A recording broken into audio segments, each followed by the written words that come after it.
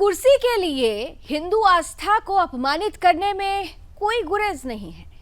क्या कुर्सी के लिए हिंदू आस्था का अपमान करने में कोई गुरेज नहीं है? क्या सनातन की परंपरा और आस्था को ठेस पहुंचाने में कोई गुरेज नहीं है? आज ये सवाल इसलिए पूछा जा रहा है क्योंकि बिहार में एक बार फिर से कुछ ऐसा हो गया है जिससे देश ही नहीं विश्व के करोड़ों सनातनियों की आस्था को ठेस पहुंचा है। नमस्कार, आपके साथ मैं लावनी विनीत हूं और बहुत विशेष प्रस्तुति के साथ आज आपके बीच हूं। बिहार में केवल सरकार ही नहीं बदली है बल्कि बदल गए हैं वो तमाम प्रोटोकॉल, बदल गए हैं वो तमाम नियम कायदे कानून जो सीधे सीधे हिंदू आस्था को ताक पर रख रहे हैं। हम ऐसा इसलिए कह रहे हैं क्योंकि सतयुग से स्थापित हिंदुओं का पवित्र स्थल गया और गया में उपस्थित विष्णुपद मंदिर को अपवित्र करने की कोशिश की गई है। नीतीश कुमार मुख्यमंत्री कहे जाते हैं, सुशासन बाबू कहे जाते हैं, लेकिन उनकी उपस्थिति में केवल और केवल वोट बैंक की राजनीति और तुष्टीकरण की राजनीति को सर्वोच्चतम स्थान प्राप्त प्रदान करने के लिए अब आस्था से भी खिलवाड़ आसान हो चुका है। यह सब इसलिए कहा जा रहा है क्योंकि गया के विष्णुपद मंदिर में पहुंचते हैं नीतीश कुमार के मंत्री इस्राइल मंसूरी। आरजेडी कोटे से आते हैं, सूचना प्रौद्योगिकी मंत्री हैं, लेकिन मंदिर में जब प्रवेश कर जाते हैं तो सवाल उठने लगता है कि क्या नीतीश कुमार अपनी कुर्सी के लिए मंदिर, सनातन, हिंदू आस्था इन सभी को ताक पर रख देंगे?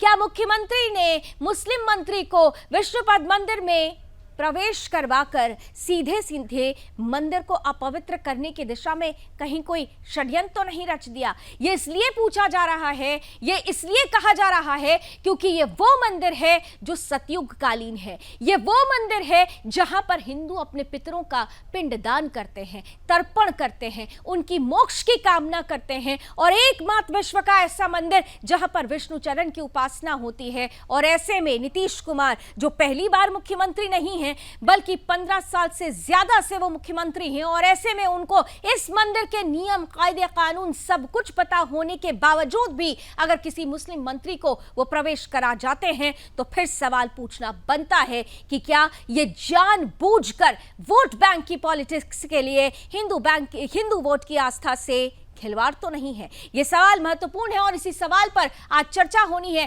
तो इसलिए हम शुरुआत करेंगे सबसे पहले अपनी उस स्पेशल रिपोर्ट से जो आपको बताएगी कि आखिर क्यों कहना पड़ रहा है कि मुस्लिम मंत्री ने कर दिया मंदिर को अपवित्र। देखते हैं रिपोर्ट।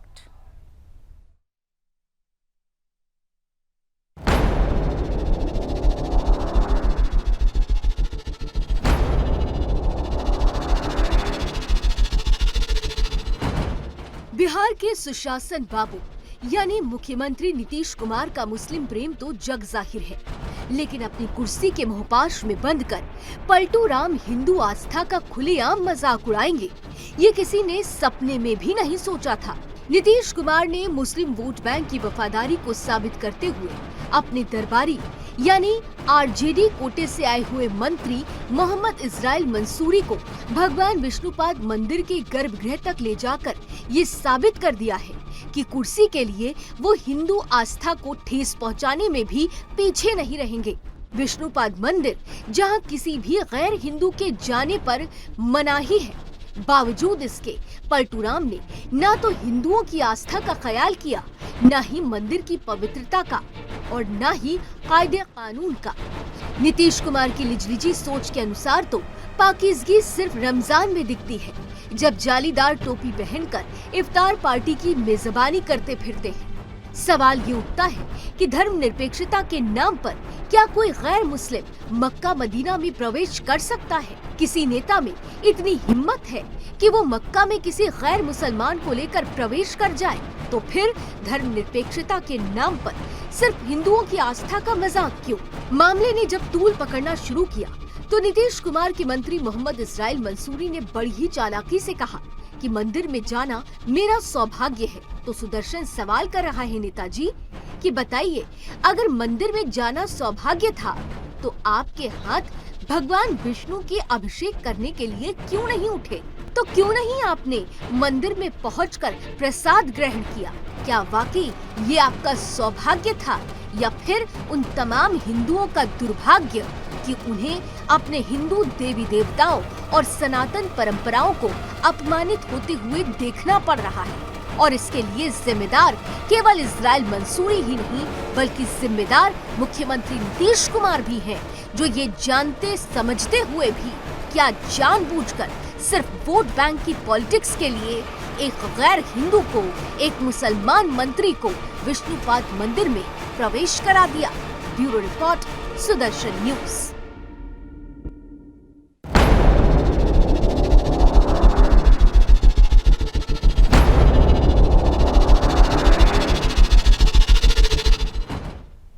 इन तस्वीरों के सामने आते ही भारतीय जनता पार्टी मुखर हो गई। नीतीश कुमार को सवालों के घेरे में खड़ा कर दिया गया और मंत्री की बर्खास्तगी और स्वयं माफी मांगने के लिए भारतीय जनता पार्टी की तरफ से हल्ला बोल दिया गया। लेकिन ये तो राजनीतिक दृष्टिकोण है, लेकिन इसके इतर भारतीय जनता पार्टी के विरोध से पहले ही मंदिर प्रबंधन समिति ने ही विरोध करना शुरू कर दिया। पुजारी ये कहने लग गए कि ये सीधे सीधे हिंदू आस्था को ठेस पहुंचाता है, और अगर ऐसा हुआ है और अगर मुख्यमंत्री साहब को इस बात की जानकारी थी तो निश्चित रूप से उन्हें मंत्री को बर्खास्त करना चाहिए और देश के करोड़ों हिंदुओं से इस अपमान के लिए माफी भी मांगनी चाहिए। क्या कहते हैं मंदिर के पुजारी, आइए सबसे पहले आपको सुनाते हैं।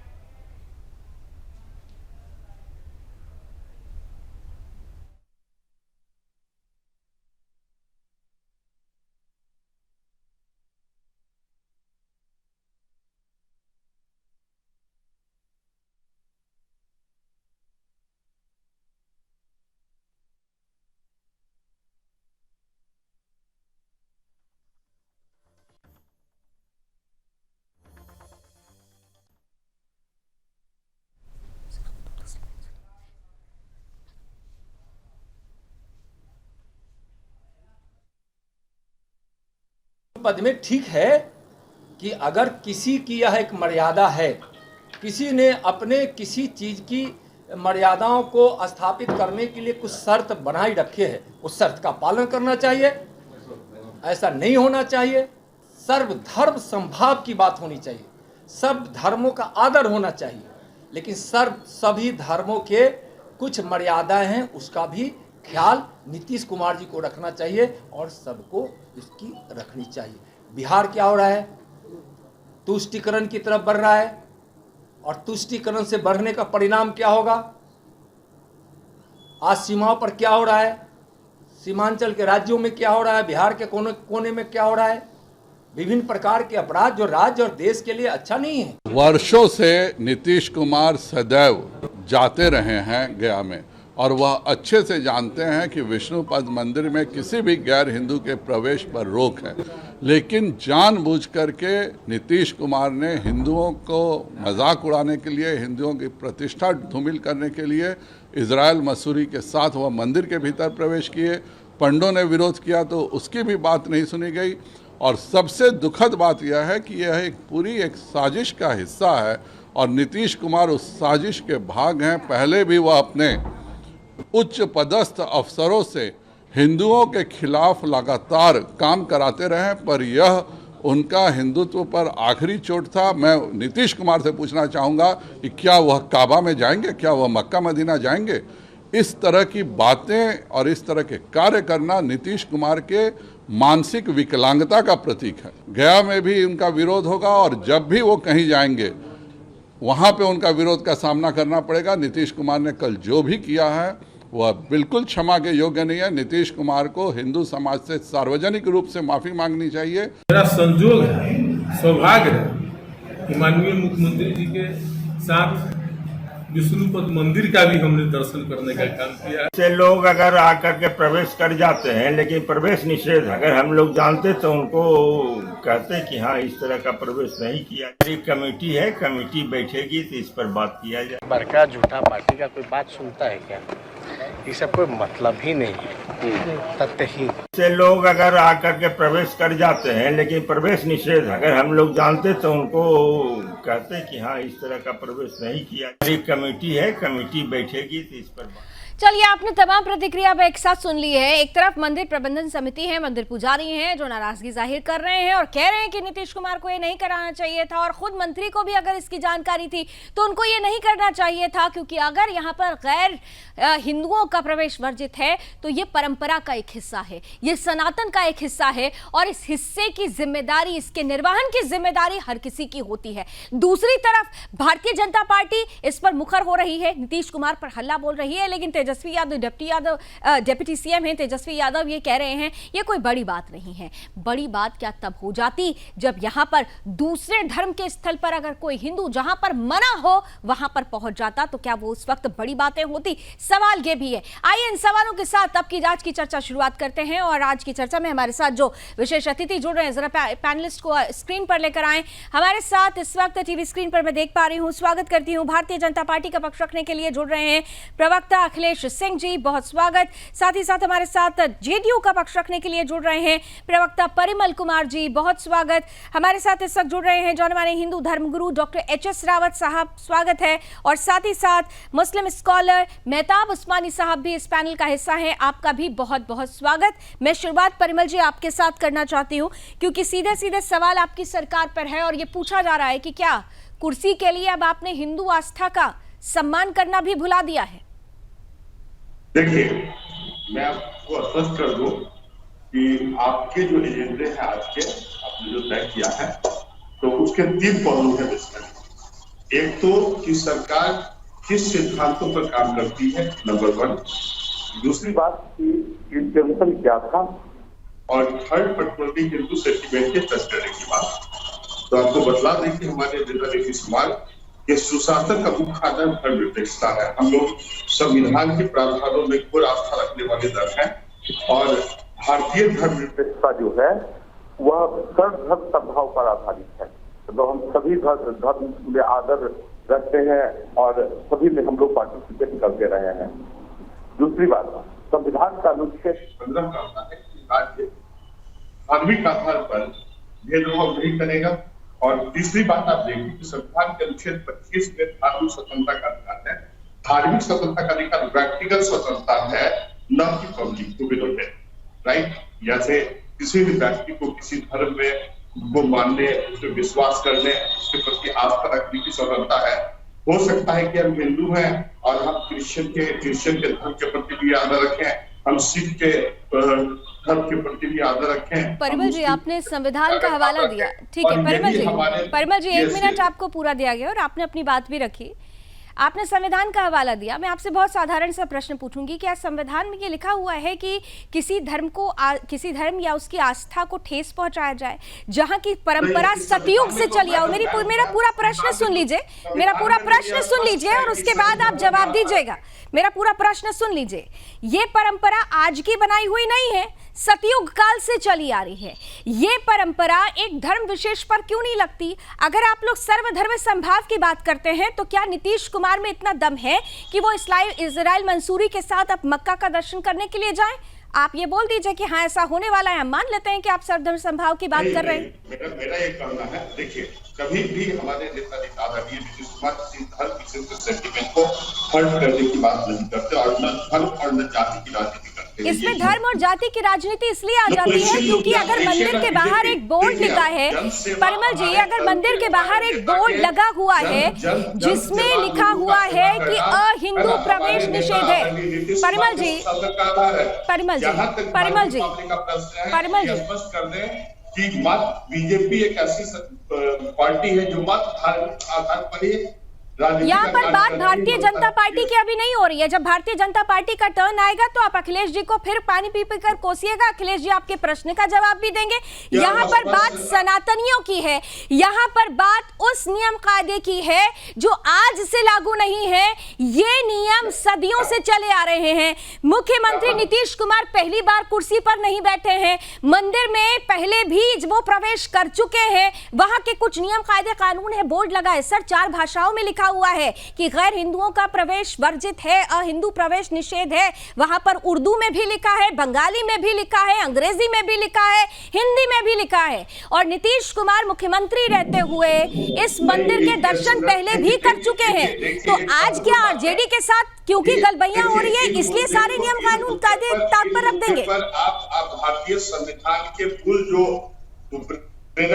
उसी भारतीय संविधान का ही हवाला देकर मैं आपसे पूछ रही हूँ कि क्या उसमें लिखा है कि किसी भी धर्म की आस्था को ठेस पहुंचाएं?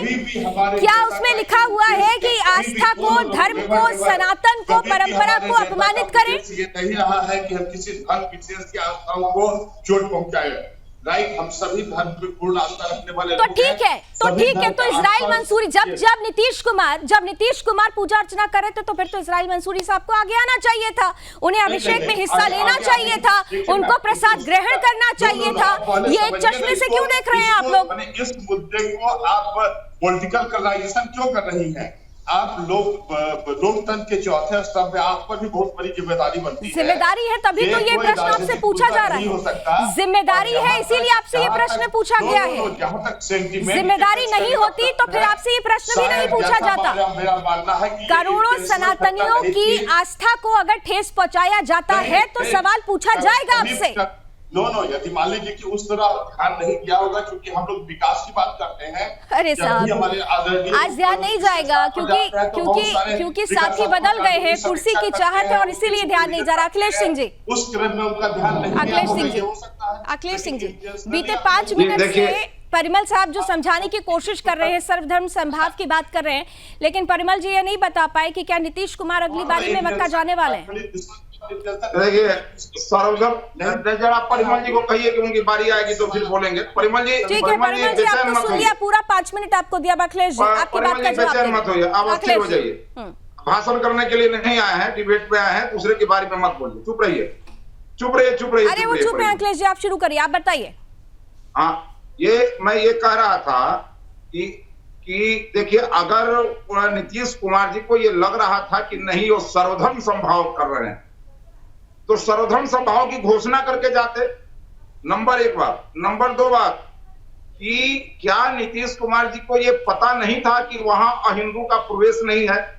यदि पता था, क्योंकि ये नालंदा जिला के रहने वाले हैं, गया जिला उनके बगल में है, इसलिए ये नहीं कहा जा सकता है कि उनको ये पता नहीं था, जानबूझ करके वो ले गए। तो क्या पूछिए उनसे कि जिस अहिंदू विधायक को वो ले गए, क्या उनको टीका कराने में आस्था है? क्या वो मांसाहार उस दिन नहीं किए थे? इस बात की गारंटी वो देंगे? क्योंकि हमारे मंदिरों में मांसाहार करने के बाद कोई प्रवेश नहीं कर सकता है, उनके यहाँ मांसाहार वर्जित नहीं है। ये सारी बातें उनसे पूछी जाएगी कि क्या आपने उस दिन मांसाहार किया था या नहीं किया था। आप मांसाहार करके यदि हमारे मंदिर में प्रवेश कर गए हैं तो हमारे मंदिर को अपवित्र करने का काम किया आपने। दूसरी बात, उनसे ये भी पूछी जाएगी, ये संविधान की बात करें, सर्वधर्म समभाव का अर्थ इनको समझना चाहिए। सर्वधर्म समभाव का अर्थ क्या होता है कि दूसरे की परंपरा, दूसरे की आस्था, दूसरे की निष्ठा, दूसरे की जो भावना है उसका पूरा कद्र किया जाए। और इनको देखिए, अब ये बोलते चले जा रहे हैं, अब इनको समझ में नहीं आ रहा है, इनको अपनी बात ये कह दिए, अब हमारी बात उनको सुनना चाहिए। मैं इनके समय में नहीं बोला हूँ, लेकिन इनकी बेचैनी समझ में आ रही है। और एक बात समझ लीजिए, नीतीश कुमार जी, मेरा ये सीधा आरोप है, जानबूझ करके हिंदुओं को अपमानित करके करने की इच्छा से गए थे, क्योंकि पीएफआई पर कार्रवाई हो रही थी। सुनिए मेरी बात खत्म हो जी, अगर आप कंटिन्यू बोलते रहेंगे तो आपके प्रश्न का जवाब न अखिलेश जी दे पाएंगे और न ही अखिलेश जी के प्रश्न का जवाब आप दे पाएंगे। आप दोनों को मैंने आमने सामने किया, आप लोगों को मौका भी मिलेगा। बीजेपी के लोग ऑडियो डाउन कराइए।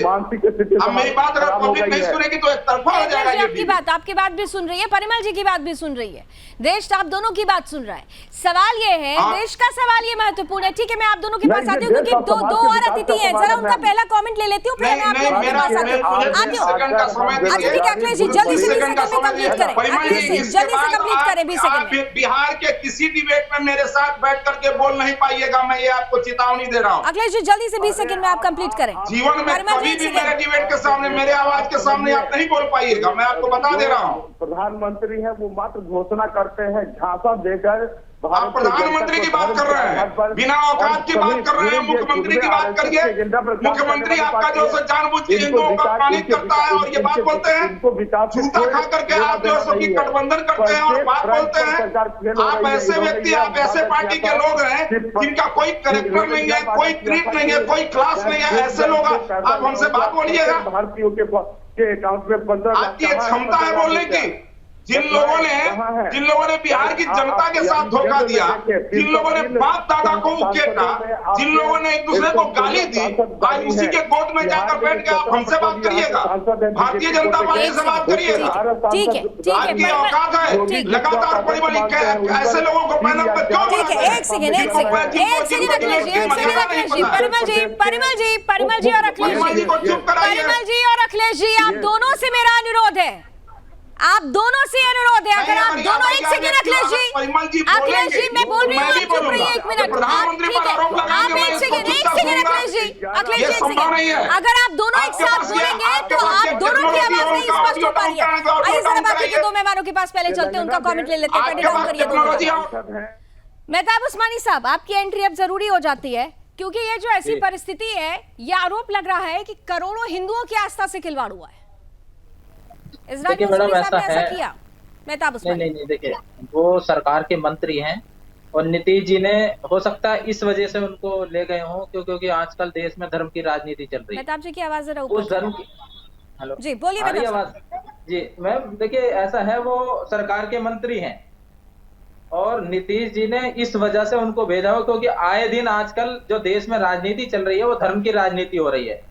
वो उस धर्म की राजनीति को खत्म करने के लिए उन्होंने उनको अंदर प्रवेश कराया होगा और सारी जितनी धार्मिक आस्था है सारी पूरी करने के बाद ही उनको एंट्री दी होगी अंदर मंदिर में।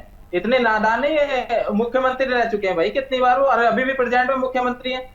उनको इतनी नॉलेज है कि किस आदमी को मंदिर में प्रवेश कराना है और किन किन परिस्थितियों में कराना है, वो सारी चीजों का उनको ज्ञान है, तभी उन्होंने प्रवेश कराया उनको। मेहताब उस्मानी आपने उसका मुद्दा बना लिया। मेहताब उस्मानी साहब, आप कह रहे हैं कि उनको सब चीज का ज्ञान है, उन्होंने सब कुछ जानकर के किया, लेकिन वहां पे फिर मंदिर पुजारियों की नाराजगी, मंदिर प्रबंधन समिति की जांच बैठाने की बात, सबसे बड़ी बात कि अगर वहां पर गैर हिंदुओं का प्रवेश वर्जित है, ये बोर्ड पर लिखा हुआ है, ये अभी की परंपरा नहीं है, तो इस परंपरा का निर्वहन, मैं आपसे पूछती हूँ, क्या मक्का जा सकता है कोई गैर मुस्लिम? क्या कोई हिंदू मक्का में प्रवेश कर सकता है? मक्का हिंदुस्तान में है, अगर हिंदुस्तान में होता तो मैं प्रवेश करा देता। बात सनातन तीर्थ स्थलों की हो रही है ना, तो मैं करा देता। सनातन तीर्थ स्थलों की हो रही है, सनातन तीर्थ स्थलों की हो रही है। आपको पता है गया में, आपको पता है विष्णुपद मंदिर का क्या महत्व है? आप जैसे मक्का का महत्व मानते हैं, उससे कहीं ज्यादा हिंदुओं के लिए गया में विष्णुपद मंदिर का महत्व है, क्योंकि हम ये मानते हैं कि हमारा आधार अगर ईश्वर से है तो हमारे जो पितर अब ईश्वर में विलीन हो चुके हैं, उनके अंतर आ चुके हैं, तो हम उनको भी सम्मान देते हैं और उसी मंदिर के माध्यम से, उस वहां पर उस पूजा अर्चना के माध्यम से। अगर आपको विष्णुपद मंदिर के बारे में थोड़ी सी जानकारी होती तो शायद आप ये बोलते नहीं। एच.एस. रावत साहब, अच्छा ठीक है, बोल लीजिए, और एच.एस. रावत साहब को और मेहताब उस्मानी साहब को आमने सामने लेकर आइए। देखिए अगर 20 सेकंड में जरा मेहताब साहब को कंप्लीट कर लेने देते हैं। रावत साहब 20 सेकंड जरा देती हूँ मेहताब उस्मानी साहब को। मेरा कहने का ये मतलब है कि अगर सरकार का मंत्री ही मंदिर में नहीं जा सकता, कौन जाएगा भाई? सरकार का तो कोई धर्म नहीं है, वो तो सर्व धर्म का, मतलब इस्राइल मंसूरी साहब का कोई ईमान नहीं है। वो विधायक बने हैं काटी से, तो काटी में क्या सिर्फ मुसलमान रहते हैं? काटी में हिंदू नहीं रहते, राजनीति में आए हैं, काटी में हिंदू नहीं रहते। अगर वो विधायक बने हैं, उनको जीत मिली है, तो हिंदू वोटर्स भी तो वहाँ आए होंगे, हिंदू वोट भी तो मिला होगा, तो हिंदू वोटर्स के लिए प्रति उनकी कोई जिम्मेदारी नहीं है। अगर सरकार में वो मंत्री हैं तो अब उनका कोई धर्म नहीं है, वो सारे धर्मों के लिए बराबर काम करेंगे। तब तो फिर उनको अभिषेक भी करना चाहिए था, फिर तो उनको प्रसाद ग्रहण करना चाहिए था। जरा वो वीडियो दिखा दें जिस तरीके से, अगर वो वहाँ की आस्था के प्रति इतने गंभीर थे, तो जिस तरीके से वो अपने अंदाज में नजर आ रहे हैं, हंसते मुस्कुराते मजाक करते हुए, उनके लिए वो टूरिस्ट प्लेस था जिस तरीके से वो पहुंचे हुए थे। हिंदुओं के लिए तो आस्था का केंद्र है, लेकिन इस्राइल मंसूरी के लिए वो टूरिस्ट प्लेस लग रहा था। जरा वो विजुअल दिखाएं, जब इस्राइल मंसूरी वहां पहुंचते हैं तो उनकी भाव भंगिमाएं भी देखनी चाहिए आपको। मंदिर में लोग जाते हैं खुश होके जब जाते हैं मैडम, वो भी खुश अंदर जाके। एच.एस. रावत साहब जी अभी मैं मेहताब जी को सुन रहा था, ये कह रहे थे कि अगर मक्का हिंदुस्तान में होता तो मैं दर्शन करा देता। सच में करा देते आप, वहां पर मक्का में ले जाते? इतनी है आपके अंदर हिम्मत? आपके अंदर इतनी हिम्मत है क्या जो आप वहां पे लेके जाते? अरे आप यहाँ पर जिस मजार में जाना चाहो मैं आपका दर्शन करा दूंगा। जिस मजार और मस्जिद में जाना चाहो मैं तैयार हूं हिंदुस्तान की। मैं तो तभी आपको मानूंगा कि आप मुस्लिम स्कॉलर हो। और आपके हिंदुस्तान की जिस मंदिर में, जिस मस्जिद में चाहो, जिस मजार में चाहो आपकी एंट्री हो जाएगी। हिंदुस्तान के अंदर अगर मुसलमानों में इतना जहर न होता तो मैं तो मक्का में हमें परमिशन लेके जाना पड़ता है। पार्टी देते हैं उस समय इफ्तार पार्टी देते हैं, तो उसी समय पर मैं कहता हूँ नवरात्रे जब आते हैं तो नवरात्रों के अंदर भी आप आ जाया करो। आपको क्या दिक्कत है? अगर मंत्री तो आए ना, फिर मुसलमान मंत्री आए ना। हमारे देश के राष्ट्रपति महोदय है, वो तो वहाँ आरती लेने से और प्रसाद लेने से मना कर देते हैं। देश के उपराष्ट्रपति वो संविधान पद पे नहीं थे क्या? उन्होंने कैसे मना कर दिया? अरे उन्होंने कैसे मना कर दिया? उन्होंने तो आरती लेने से भी मना कर दिया, तिलक लगाने से भी मना कर दिया, और उन्होंने प्रसाद खाने से भी मना कर दिया। वो तो देश के दूसरे नंबर के सर्वोच्च पद में विराजमान थे। मंत्री की तो कोई औकात नहीं उनके सामने।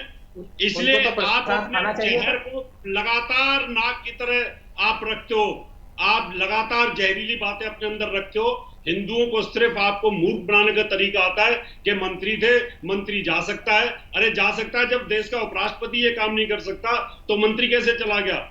इसके लिए उनको सजा होनी चाहिए। रावत जी अभी उत्तर प्रदेश के मुख्यमंत्री जी मजार में गए थे, उसके हिसाब से लावनी जी इनके ऊपर एक्शन होना चाहिए, मिनिस्ट्री पर जाना चाहिए, और जो भी हिंदू धर्म को अपवित्र करने की सजा यहाँ पर पहले तो एक चीज क्लियर हो जाइए, क्या ऐसे क्लियर हो जाइए। अभी मेहताब साहब आपने कहा कि वो मजार पर गए थे, तो आपको बता दें कि ये जो मंदिर है, जिस मंदिर का हम जिक्र कर रहे हैं, हमारे ईस्ट में, हमारे सनातन में, हमारी परंपरा में 3 महत्वपूर्ण मंदिरें हैं जहां पर गैर हिंदुओं का प्रवेश वर्जित है। अब हिंदू नहीं जा सकते। सोमनाथ का मंदिर, पुरी का मंदिर और गया का मंदिर है, क्योंकि अपनी यहाँ की कुछ परंपराएं हैं, कुछ यहाँ पर नियम कायदे कानून हैं, और उन नियम कायदे कानून को, उन परंपराओं का निर्वहन करने की जिम्मेदारी हर एक हिंदू की है।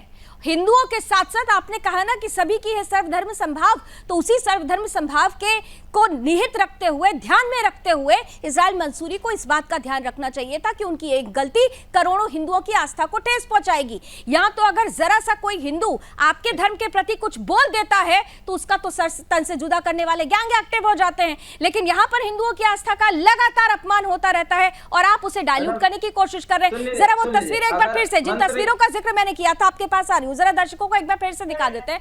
आप देखिए कि जो उनकी भाव भंगिमाएं हैं, अगर वो इतने सीरियस हैं, अगर उनका इतना बड़ा सौभाग्य है इस्राइल मंसूरी का, तो फिर उनको आगे आना चाहिए था। जिस प्रकार से नीतीश कुमार पूरे विधि विधान के साथ पूजा अर्चना कर रहे थे, उनको पूजा अर्चना करनी चाहिए थी, प्रसाद ग्रहण करना चाहिए था। इसके बाद उन्होंने उसको लेकर बकायदा सामने आकर बोलना चाहिए था कि हाँ मैंने भी पूजा की, तब तो समझ में आता ना। तो इन तस्वीरों के फिर क्या मायने निकाले जाए? देखिए मैडम, ऐसा है, अगर वो मंदिर में गए थे तो उनको प्रसाद भी लेना था, तिलक भी लगवाना था। जब आप उनकी आस्था के साथ अंदर गए हैं तो वो सारी आस्था जो वहां मंदिर में होती है वो पूरी करनी थी आपको। वो उनकी गलती है, उन्होंने नहीं किया। प्रसाद भी लेना था, उनको तिलक भी लगाना था जब आप मंदिर में प्रवेश कर रहे हो। और जहां उस मंदिर में गलती है या उन्होंने जानबूझ के किया, ये तो परिमल जी को तय करना होगा, क्योंकि परिमल जी आप लोग सरकार में तैयार करिए। देखिए दोनों में अंतर क्या है कि बीजेपी वाले सिर्फ धन करके उनकी प्रवृत्ति कभी विकास की नहीं है। हमारे नेता विकास के लिए अपना जीवन न्यौछावर करने वाले नेताओं में से हैं। सर, हिंदू आस्था को ठेस पहुंचाकर कौन सा विकास होता है? और परिमल जी, हिंदू आस्था को ठेस पहुंचाकर कौन सा विकास होता है? और ये कभी भी उसमें अन्य धर्म के परिमल जी, हिंदू देवी देवताओं का हिंदू आस्था को ठेस पहुंचाकर कौन सा विकास होता है? किसने कहा कि हमने मुख्यमंत्री ने हिंदू धर्म से आज तक को ठेस पहुंचा है? अरे ध्यान नहीं दिया गया। वो सभी धर्म से विश्वास करने वाले व्यक्ति हैं। ये तो बीजेपी के लिए एक मुद्दा मिल गया। बेचारे है ना, मीडिया से गाइड हो रहे थे, कोई कोशिश नहीं कर रहा था ध्यान मुद्दा बन गया। आज अगर कोई हिंदू अगर किसी मुस्लिम के धर्म स्थल पर गया होता तो ये मुद्दा बनता क्या? उसका धर्म कौन से घर से अलग करने का फतवा जारी हो गया। क्या बात करते हैं? नीतीश कुमार जी जानबूझ करके हिंदुओं को अपमानित करने के लिए यह जो है षड्यंत्र रचे हैं। परिमल जी, परिमल जी, ये क्या ये जो पूरा कार्यक्रम था, क्योंकि मुख्यमंत्री का जो कार्यक्रम होता है वो पूरी तरह से प्रोग्राम्ड होता है, पहले से तय होता है। मैं आपसे पूछना चाह रही हूँ कि क्या ये पहले से तय था? मंदिर प्रबंधन समिति से ये क्या पहले से ही अनुमति ले ली गई थी कि हम इस्राइल मंसूरी साहब को लेकर अंदर जाएंगे? जो भी घटना हुई है वो क्या बात करेंगे? एक मिनट अखिलेश जी, इस बात का जवाब नहीं लेने दीजिए। अखिलेश जी, इस बात का जवाब नहीं लेने दीजिए कि क्या ये प्रबंधन समिति, अरे अखिलेश जी प्लीज, अखिलेश जी आपके सवाल का ही जवाब है। आपने पूछा था ना मंदिर प्रबंधन समिति का क्या इन्होंने अनुमति ली थी? भारत में क्या भारत बिल्कुल नहीं। एक बात समझ लीजिए कि जब बोलेंगे मैं बोलूंगा, क्योंकि मैं जब तक बोलता रहा हूं तब तक ये बोलते रहे हैं। और ऐसे अशिष्ट जो है सबकी क्या कहते हैं पैनलिस्ट को मैं अरे अखिलेश जी एक मिनट, अखिलेश जी एक सेकंड, आपके सवाल का ही जवाब उनसे लेने दीजिए।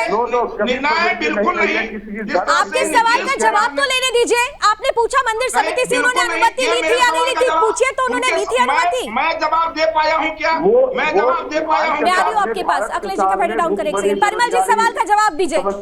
परिमल जी भाषण मत दीजिए, आप सवाल का जवाब दीजिए। क्या मंदिर समिति को इस बात के बारे में पहले से संज्ञान दिलाया गया था कि मुख्यमंत्री इस्राइल मंसूरी को लेकर जाएंगे मंदिर के अंदर? नहीं, ये एक्चुअली इस पर मैं कुछ नहीं बोल सकता। नहीं, क्यों नहीं बोल सकते आप? तो कह रहे हैं कि सब कुछ अगर उन्होंने सब कुछ देखते समझते किया तो फिर तो प्लान होगा ना। विकास के है ना, विकास के प्रतिमान के रूप में स्थापित किया, जिसके शासन काल में कभी भी परिमल जी बात को डाइवर्ट मत करिए, बात को डाइवर्ट मत करिए। हिंदू आस्था को ठेस पहुंचाकर कौन सा विकास होता है, इसका बात का जवाब आप नहीं दे पाए। अब मैं अखिलेश सिंह जी आपके पास आ रही हूँ। यही महत्वपूर्ण सवाल था कि मुख्यमंत्री का कहीं पर भी, परिमल जी का फेडर डाउन कीजिए। अखिलेश जी, जब मुख्यमंत्री जी का कहीं पर भी कोई कार्यक्रम होता है तो उसके बारे में पहले पूरी तैयारी होती है। यहाँ पर 3 बार इस सवाल का जवाब परिमल जी से लेने की कोशिश की गई लेकिन वो दे नहीं पाए। उन्होंने कहा कि इस बारे में कोई जानकारी नहीं है लेकिन विकास होगा। हिंदू आस्था को ठेस पहुंचाकर क्या विकास होगा? अखिलेश जी देखिए, एक बात मैंने पहले ही इस विषय को उठाया है, जिसको बाद में आपने परिमल जी से पूछा भी है कि अगर उनको जाने ही की इच्छा थी तो उनको मंदिर प्रबंधन से बिल्कुल अनुमति लेनी थी और तब अंदर जाना चाहिए था। दूसरी बात कि एक मंदिर, हमारे मंदिर की एक गरिमा होती है जहां मांसाहार करके कोई नहीं जा सकता है। हम कैसे किसी दूसरे धर्मावलंबी को उसमें इजाजत देंगे जाने के लिए? और तीसरी बात, मैं साफ साफ ये कहना चाहता हूं, इनकी यह नीति रही है। ये धारा 370 का भी विरोध किए हैं, ये सीएए का भी विरोध किए हैं, ये जनसंख्या नियंत्रण का भी विरोध करते हैं और इसके साथ साथ ये कोई भी ऐसा जो सेंसिटिव मामला होता है इस पर विरोध, इनको घुसपैठ नहीं दिखता है। तो ऐसे लोगों से हम दूसरी अपेक्षा नहीं रख सकते। हम तो सिर्फ बिहार के विकास के एजेंडा पर इनके साथ थे, लेकिन इन सारे एजेंडे पर इनसे हमारा विरोधाभास एक जानकारी लेना चाहती हूँ। अखिलेश जी, मैं आपसे एक जानकारी लेना चाहती हूँ क्योंकि नीतीश कुमार जी पहले आप लोगों के साथ ही सरकार में थे और बतौर मुख्यमंत्री होते हुए, क्योंकि यहाँ पर जो गया में प्रतिवर्ष एक विशेष आयोजन होता है, पितृपक्ष के दौरान यहाँ पर मेला लगता है, सैकड़ों की संख्या में, यहाँ पर लाखों की संख्या में यहाँ श्रद्धालु देश से ही नहीं विदेश से भी आते हैं। तो पहले भी नीतीश कुमार साहब वहां जाते रहे होंगे, क्या पहले भी किसी मुस्लिम मंत्री को लेकर वो पहुंचे? नहीं, इसके पहले भी जो संबंधित विभाग के मंत्री होते थे वो जाते थे।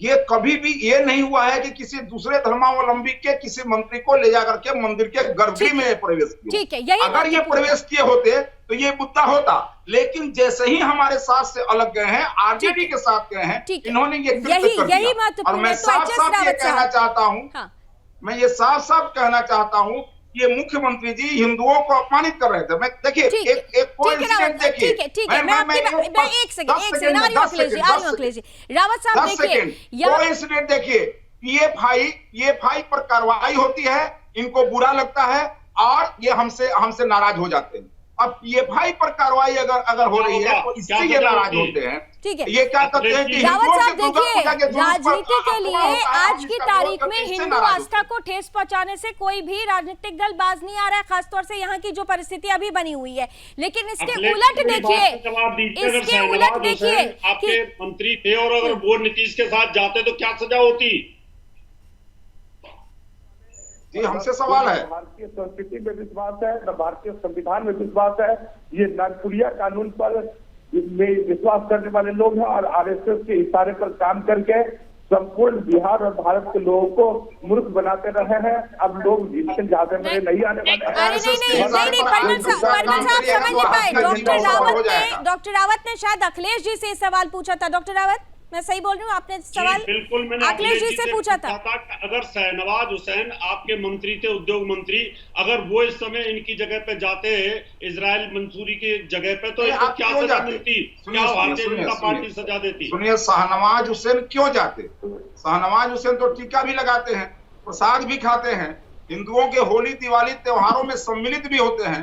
लेकिन फिर मैं कह रहा हूँ कि जहाँ गैर हिंदुओं को का प्रवेश वर्जित है वहाँ वो क्यों जाते? इतना परहेज तो हम रखते हैं। तो इतना परहेज तो ठीक है।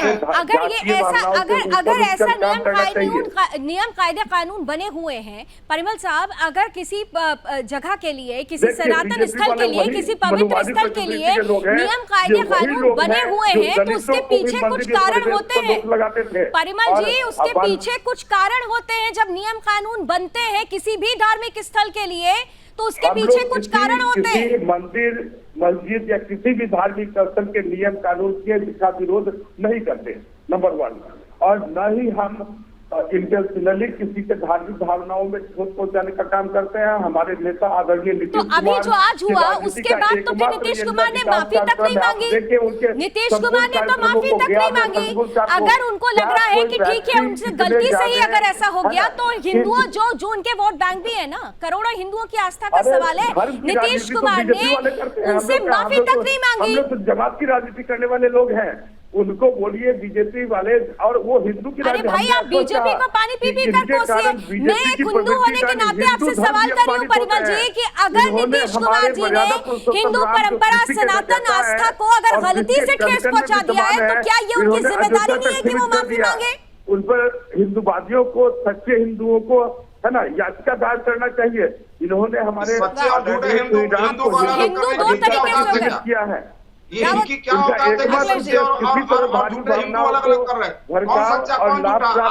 आप इसको करिएगा अखिलेश जी।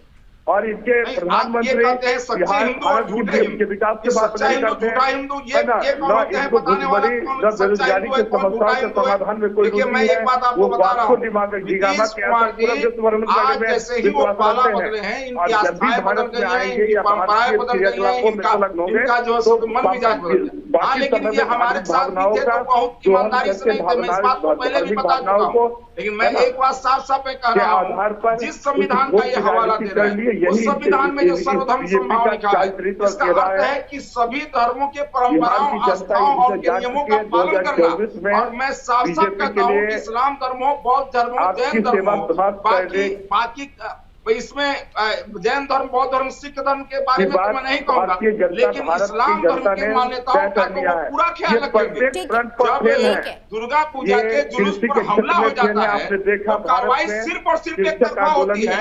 हम लोग जब कहते थे तो इनको बुरा लगता है। ये राजनीतिक लिहाज से देखिए सेलेक्टिव हो रहे, लेकिन मेहताब उस्मानी साहब और एच एस रावत साहब को अब लाना चाहूंगी। ठीक है एच एस रावत साहब, यहाँ पर अभी थोड़ी देर पहले अभी मेहताब उस्मानी साहब ने कहा था, देखिए सर्वधर्म संभाव की बात है, तो रावत साहब ये बताइए सर्वधर्म संभाव की बात है, लेकिन फिर भी यहाँ पर अगर हिंदुओं के देवी देवताओं को या उनकी आस्था को ठेस पहुंचाते हैं तो देखिए राजनीति कैसे हो रही है। लेकिन अगर एक विशेष वर्ग को किसी भी तरीके की कोई टिप्पणी भी कर दी जाए तो ये सरतन से जुदा वाली गैंग एक्टिव हो जाती है। देश में आज क्या हो रहा है मुझे बताने की जरूरत नहीं है। आज भी आपने देखा कि दक्षिण के एक नेता को किस तरीके से गिरफ्तार किया गया और वहां पर भी राजनीति सिलेक्टिव हो गई, गिरफ्तारी हो गई, लेकिन क्यों कहा गया, उनकी तरफ से क्यों टिप्पणी की गई, इस पर कोई चर्चा नहीं हो रही है। सवाल यही है कि सिलेक्टिव होकर क्या हिंदू आस्था को बार बार ठेस पहुंचाई जा रही है? मेहताब उस्मानी साहब और रावत साहब को आमने सामने लेकर आए। लाभनी जी, इन्होंने कोई ठेका नहीं ले रखा सर्वधर्म संभाव का। ये पुराने जमाने की बातें हैं, वो खत्म हो चुकी हैं। अब तो टेट फॉर टैट का तरीका है, सटे साटम समाचरित, जैसा करोगे, जैसा बोलोगे, वैसा सुनोगे। यानी ये स्थिति होनी चाहिए, तभी हिंदू बच सकता है। अभी इफ्तार पार्टी देंगे नीतीश साहब, टोपी लगाएंगे गोल वहां पर नीतीश साहब। लेकिन अगर नवरात्रों की बात आएगी तो यही इजराइल मंसूरी साहब भागते हुए नजर आएंगे वहां से। वहां पर वो नवरात्रों में नहीं आएंगे, वहां प्रसाद नहीं लेंगे, वहां तिलक नहीं लगाएंगे। इरफान पठान ने एक बार कर लिया था ये MIM के वहां पर जाकर के गणेश उसमें मंदिर में जाकर के, और जाकर के फिर उनको माफी मांगनी पड़ी जाकर के। तो ये हाल है इनका। और नीतीश सरकार के अंदर भी एक जय श्री राम का नारा लगा दिया था एक विधायक ने, उनको भी फतवा जारी हुआ, उनको माफी मांगनी पड़ी। तो ये तो तब तो फिर इस्लाम मंसूरी को भी आपको इस्लाम से खारिज कर देना चाहिए। अभी तो आप सरधर्म संभाव की बात कर रहे थे, लेकिन वो पहुंचे हुए हैं। अब रावत जी कह रहे हैं कि वो नवरात्रों में नहीं जाएंगे। अरे जब वो मंदिर में चले गए तो नवरात्रों में भी जाएंगे। वो यही मैसेज तो देना चाहते हैं कि देश में धर्म की राजनीति नहीं चलेगी। विधायक थे नीतीश कुमार के विधायक, उन्होंने जय श्री राम का नारा लगा दिया था जब सरकार बनी थी। और आपको पता है कि उस समय शायद हो सकता है आप भी मेरे साथ डिबेट में होंगे, और उनको माफी मांगनी पड़ी, उन्होंने माफी मांग ली। इरफान पठान आज टीवी पर आते हैं, उससे पहले कोई पूछता नहीं था इनको। इन्होंने भी गणेश पंडाल में जाकर के गणेश स्तुति कर दी थी और इनके ऊपर फतवा जारी हुआ था, तो जाकर के माफी मांग ली वहां पर। तो इनके ऊपर फतवा जारी क्यों नहीं हो रहा? सलमान खान हर साल गणेश चतुर्थी करता है, गणेश विसर्जन करता है, कोई फतवा या कोई कुछ नहीं होता उसमें। आस्था कितनी है, सवाल ये उठता है ना मेहताब साहब, आप आस्था कितनी लेकर चलते हैं? महत्वपूर्ण ये है कि आपके मन में आस्था कितनी है। मैं वही बता रहा हूँ। देखिए, अगर उस मंदिर में मुस्लिमों का प्रवेश वर्जित था और मुख्यमंत्री जी उनको ले गए हैं, तो उन्होंने सारी कंडीशन उनको बताई होंगी कि मंदिर में जाने के लिए आपको क्या क्या करना पड़ेगा। आप मुख्यमंत्री को छोड़ दीजिए, उसका जवाब देने के लिए परिमल जी और अखिलेश जी, मैं आपसे पूछ रही हूँ बतौर मुस्लिम स्कॉलर, इस्राइल मंसूरी जो एक मुसलमान है, उनको तो पता होगा ना कि वहां पर क्या है क्या नहीं है, नियम कायदे कानून, उन्हें तो पता होगा ना। तो क्या ये इंटेंशनली किया गया नहीं लगता, ये कृत्य जो किया गया है?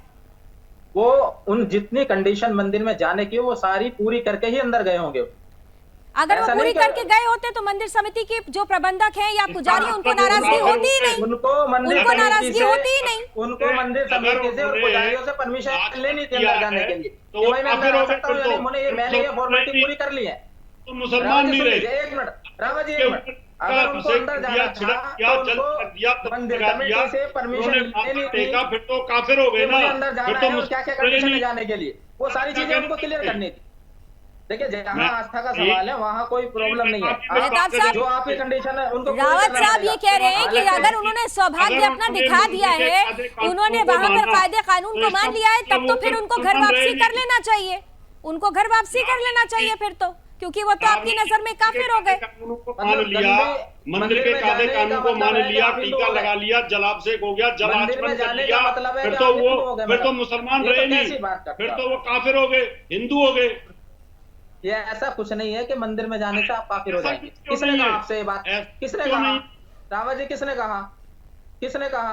तो यही कहते हैं, अगर आपने आप मस्जिद में जाओगे, आप मस्जिद में जाओगे मुसलमान हो जाओगे, आप मस्जिद में जाने से मुसलमान हो जाओगे, मजार में जाने से मुसलमान हो जाओगे, कैसी बात कर रहे हो? देखिए, एक बात तो तय है कि इस्लाम मंसूरी ने जो किया है वो करोड़ों हिंदुओं की आस्था के साथ अपमान है, क्योंकि अगर कहीं के नियम कायदे कानून है और वो कानून आज से नहीं चले आ रहे हैं, सतयुग से अगर चले आ रहे हैं, तो परिमल साहब इसके लिए आप लोगों को भी ध्यान में रखना होगा, और अखिलेश जी आप लोगों को भी आने वाले समय के लिए इस बात को ध्यान में रखना होगा कि ये परिस्थिति दोबारा नहीं हो, क्योंकि इस देश में हिंदुओं की आस्था के साथ वोट बैंक के लिए बड़े आसानी से उसका मजाक भी उड़ा दिया जाता है, माखौल भी उड़ा दिया जाता है, लेकिन एक अगर दूसरे विशेष धर्म के लिए कुछ कर लिया जाए तो सर किस तरह से तन से जुदा हो जाता है, इसके एक नहीं अनेकों एग्जाम्पल सब सामने आ रहे हैं। आकलन आप लोगों को करना है, समय की कुछ सीमाएं हैं, इसलिए मुझे ये चर्चा यहीं खत्म करनी होगी, लेकिन इतना जरूर है कि जिस तरीके से बिहार में सत्ता परिवर्तन हुआ है, सत्ता परिवर्तन के साथ साथ बहुत कुछ बदल गया है, और अगर ये बहुत कुछ बदला हुआ सिर्फ वोट बैंक के लिए हो रहा है, तो निश्चित रूप से आने वाले समय में जब चुनाव होंगे तो इन नेताओं को, इन राजनीतिक पार्टियों को ये नहीं भूलना होगा कि वोटर्स हिंदू भी हैं। अभी बस इतना ही। देश और दुनिया की तमाम खबरों के लिए आप जुड़े रहिए सुदर्शन न्यूज के साथ। जय हिंद।